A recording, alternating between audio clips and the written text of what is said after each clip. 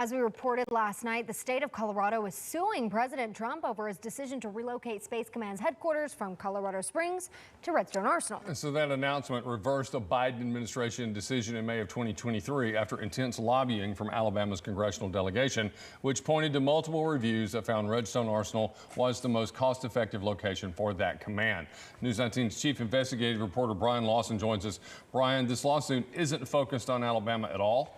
You know, it really isn't.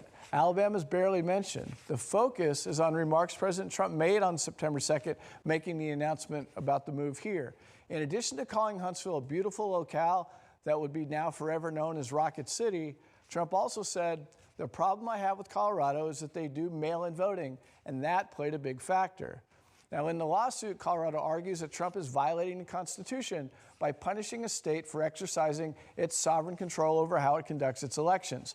The lawsuit says the president doesn't have that power, and it cites the 10th Amendment of the Constitution, which says the powers not delegated to the United States by the Constitution, nor prohibited by it to the states, are reserved to the states respectively or to the people.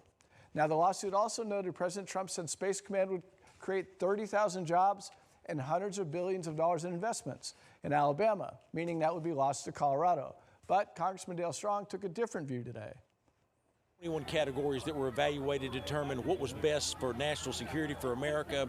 Not once but twice it said that Redstone Arsenal in Huntsville, Alabama was the preferred location. It will save this country about $500 million by building it in Alabama.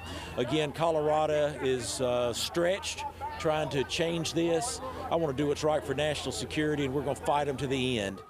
North Alabama Congressman Robert Aderholt had this to say: Colorado was only meant to be a temporary headquarters and didn't even finish second or third in the evaluation process. Huntsville won on merit, something this lawsuit, in my opinion, is completely lacking. We've also heard from both of Alabama's U.S. senators.